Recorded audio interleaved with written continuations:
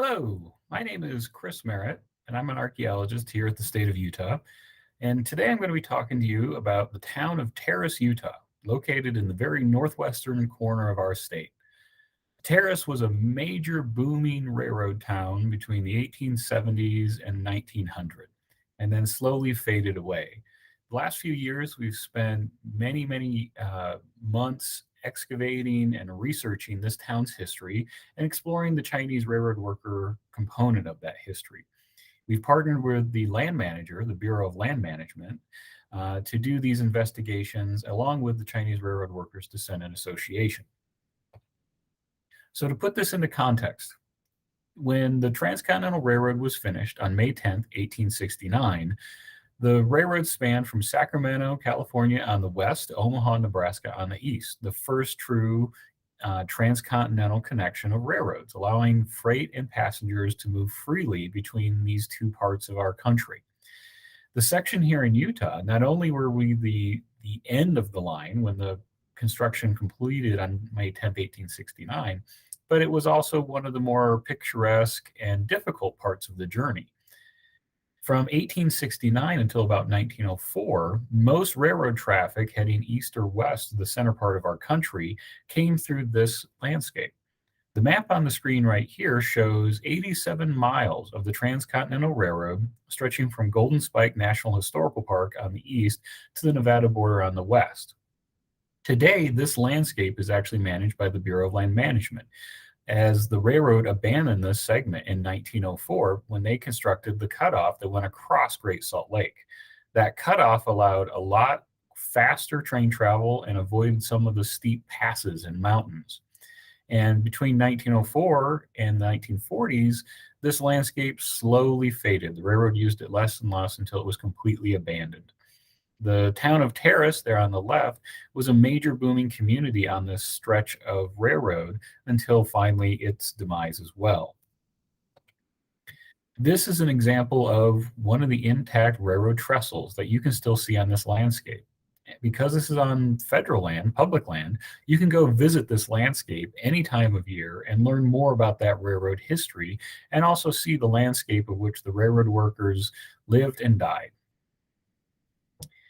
So Terrace.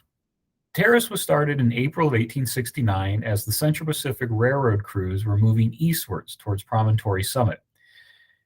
Even at this point, the railroad knew that they had to establish a large maintenance community somewhere in western Utah. This is because if you have a steam engine and it breaks down, you can't waste days or hours hauling it to a community 400 miles away. And the location of where Terrace became constructed was just a nice middle point between Elko, Nevada on the west and Ogden, Utah on the east. The maintenance would also included, not only just fixing of steam engines, but you would have had your coal and wood dumps to fire them. You would have had water depot there. You would have had large railroad crews and maintenance crews, so staff. And so very quickly, the town of Terrace grew from nothing on the desert to a bustling community of up to 500 to 600 people at its peak. This historic photograph on the right shows the large two-story train depot that was the main fixture of Terrace's Main Street, and you can see the businesses there behind it on the right. The railroad is right there on the left of the photo, and that is the main line that was going between Sacramento and Omaha. When we look at the census records, which is where we go and count folks in our community, in 1870, Terrace had the third largest Chinese population in the state. And this speaks to how important the Chinese were to the railroad's construction, but also its maintenance. This is sort of an artist's reconstruction of that Main Street view. Of a lot of times we think of the West and these ghost towns that have disappeared as fairly bland, fairly blank places. But in reality, they had lots of people, bustling, many different languages being spoken, and of course, color. Color was a thing that people don't think about because we only see the 19th century largely through black and white photos. On Terrace's Main Street, there were two large hotels, so travelers on the railroad could stop, stay overnight, have a meal. There were saloons, there was a bakery, a meat market, dry goods stores. And now through the archaeology, we think we've actually even identified a Chinese business, whether that's a laundry or a restaurant there on Main Street.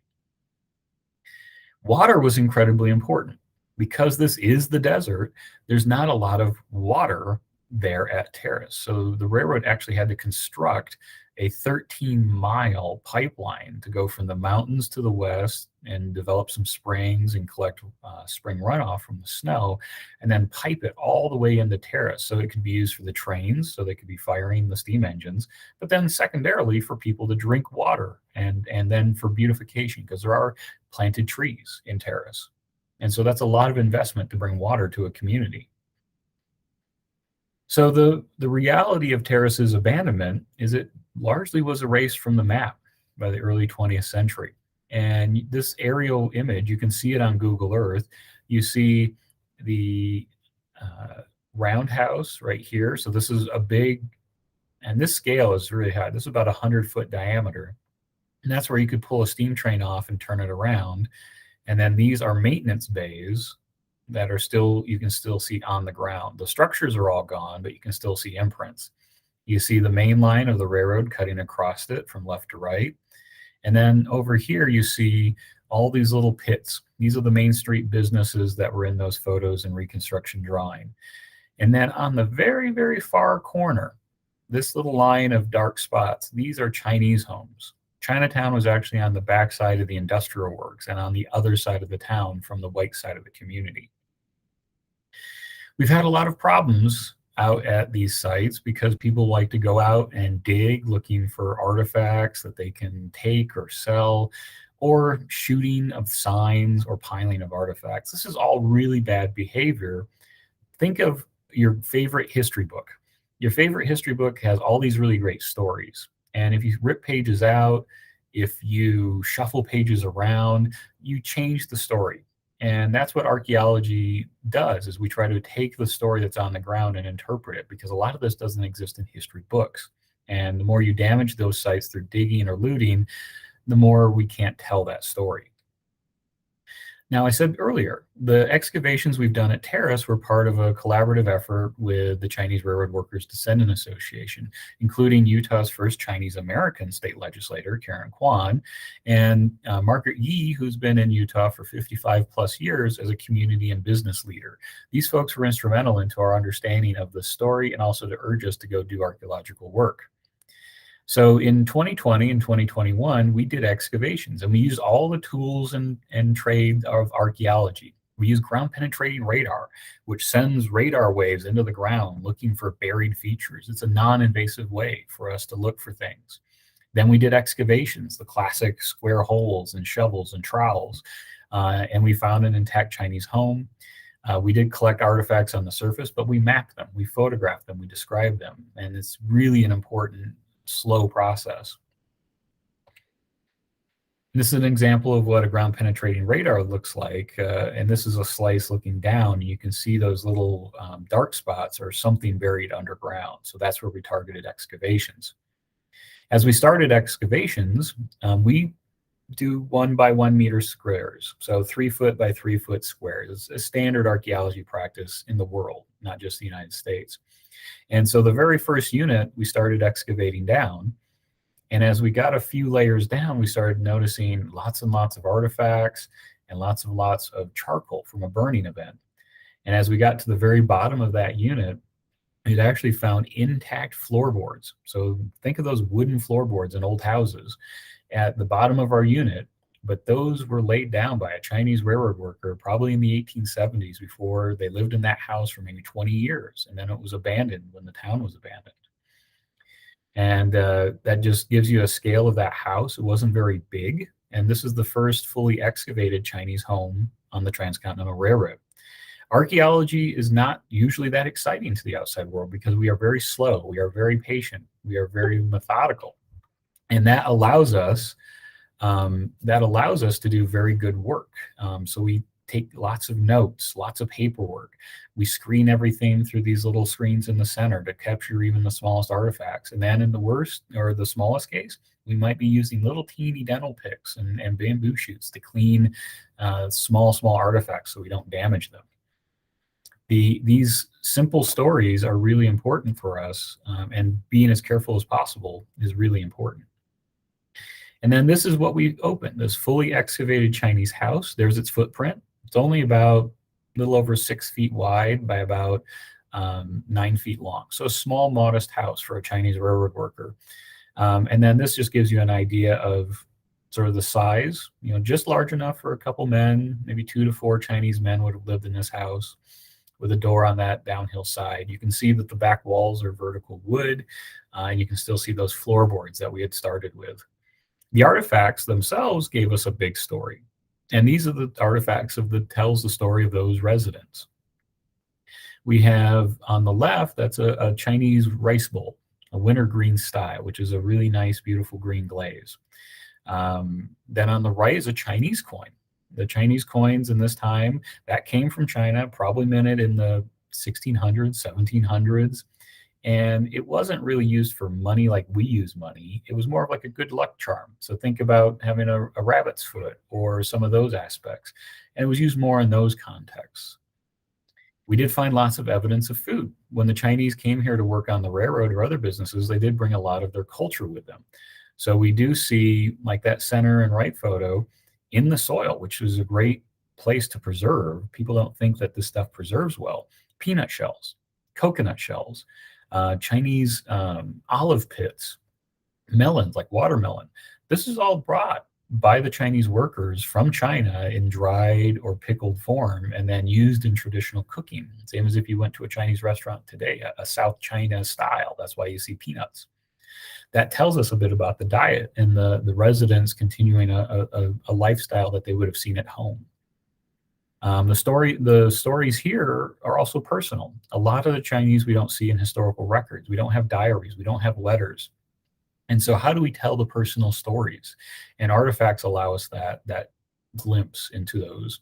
And the image on the left is a Chinese inkstone. That is a fragment we found inside the house. On the bottom is an example of a whole Chinese inkstone. And the Chinese had sort of these long, squared sticks of solid ink, and you would put a little bit of water on that platform and grind it to make it liquid again. And then you could do calligraphy or brush painting. This tells us that the resident of that home was likely literate.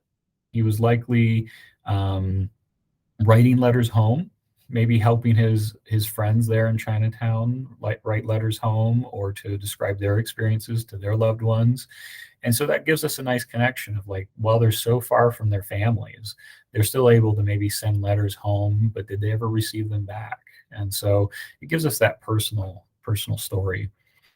At the close of the excavation, this is really important. When we do excavations, it's not just to go dig and find things, it's to uncover important stories. And in the case of our relationship with the Chinese Railroad Workers Descendant Association, we honored their story, their past, by honoring the people that worked and lived in Terrace, by excavating their homes so we can tell their story. And archaeology, once we're done digging, we put the dirt back where we were. So it protects what we didn't excavate, or it protects it from deterioration. So the next generation of archaeologists can come back. And that's a very respectful thing to think about for your ancestors, is protecting their legacy. And so before we did our backfilling, filling the hole back in, the Chinese community led us through a ceremony to honor the ancestors. And we all, thought about the lives of those workers and how they still are in that place.